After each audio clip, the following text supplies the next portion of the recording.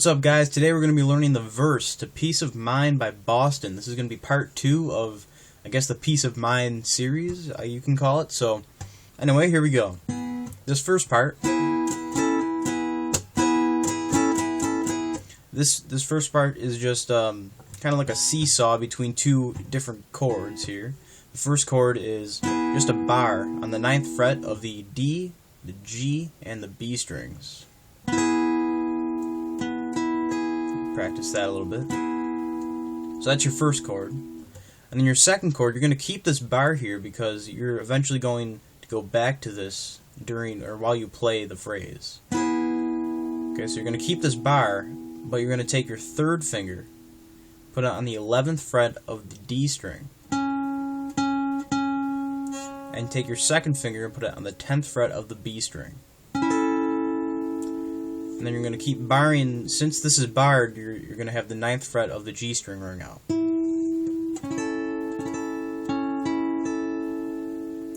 Okay, and that's your second chord. So this whole first phrase is basically surrounding these two chords. You're just kind of going in between both of them. So let's just, I'm going to play a little slower again, and then you'll get it from there. So it's... So that's once each chord, and then you're going back to the first chord. And then the second part.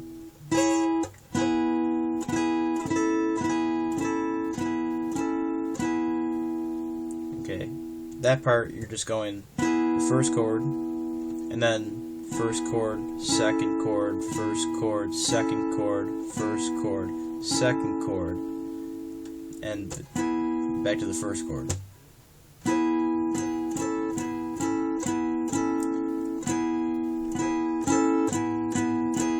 And then for this part, you're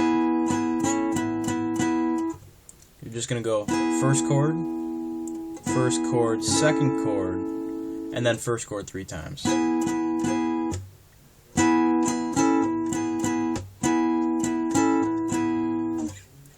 And then at the end there, you're actually going to do the same thing that you did at the beginning of the phrase with the first chord, and then the second chord, and then the first chord. I know this probably seems confusing, but if you just kind of slow it down a little bit, if you listen to the way I'm playing it, you can get the kind of seesaw between these chords here.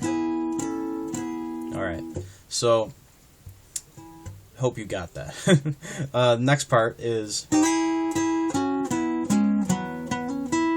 Okay, now for this part, it sounds like there's 2 guitars harmonizing, which I think it actually is.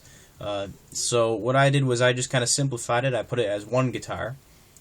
And it's all double stops is what you're using here. So you're going to take your first finger, bar the 8th fret of the B and the G strings, and quickly slide up to the 9th fret. You're not gonna. It's not too quick, but you know it's noticeable. So, and then you're going to play that on the 9th fret of the G and B strings.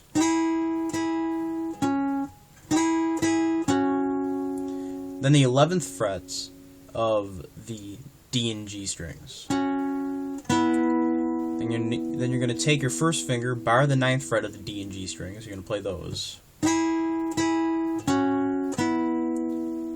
then the 11th fret of the A and D strings. And then the 9th fret of the A and D strings. And you're going to bar that with your first finger as well.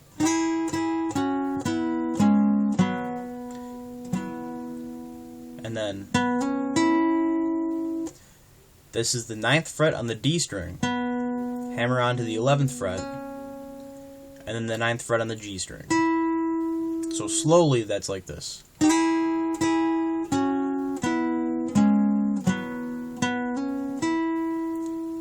Okay, it may not be too accurate to the actual song, but it works for me, and it sounds quite close, so I'm content with it.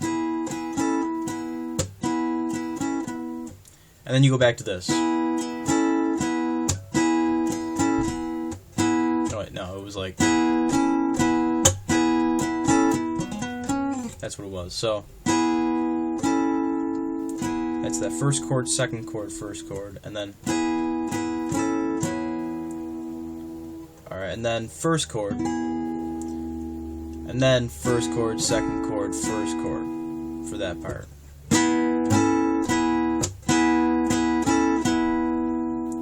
And then the 9th fret on the A string, hammer on to the 11th fret, 9th fret on the D string, and then hammer on to the 11th fret on that string. Alright, that's that little hammer on part. There's a bunch of these in the verse here.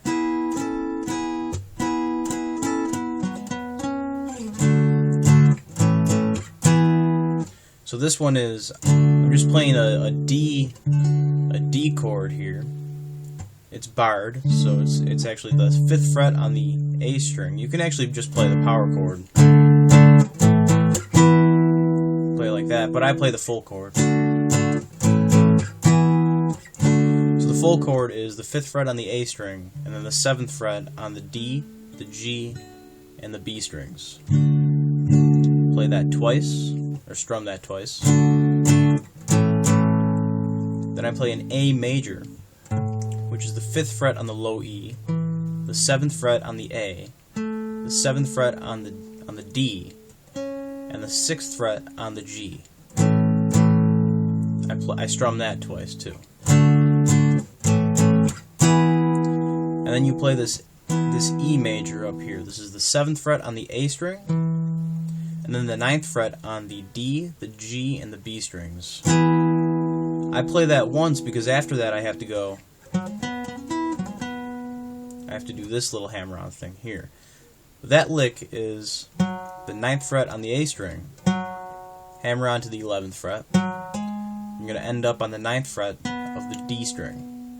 And then you do the same thing, except in the context of the D string here. You're going to take the 9th fret of the D string, hammer on to the 11th fret, and then the 9th fret on the G string. And then you're going to go back to the A string and play that same one that you did before. 9th fret on the A, hammer on to the 11th fret, 9th fret on the D. So it's... Okay, it's going to take some practice getting that jump, going back to the A there.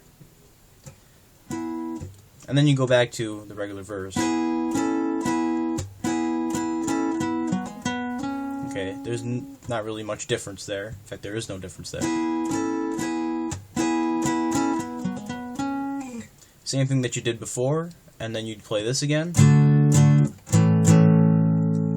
And then here, instead of going back up to the E major here, you're going to go down here. So you're going to go to this B power chord, B5 chord here. This is the 7th fret on the low E string, and the 9th fret on the A string. And you're going to do this kind of bluesy thing here.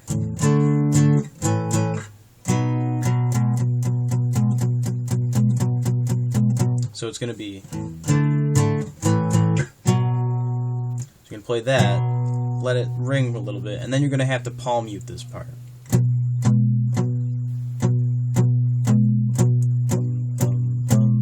This pinky's going on the 11th fret of the A string there.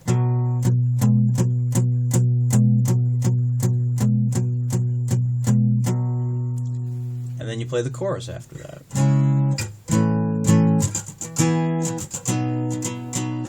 So that's pretty much it for the verse. I hope you got that part a little bit better. If you have any questions on that, please comment. Thanks for watching. Please comment and like and subscribe for more guitar lessons and tips. Thanks for watching.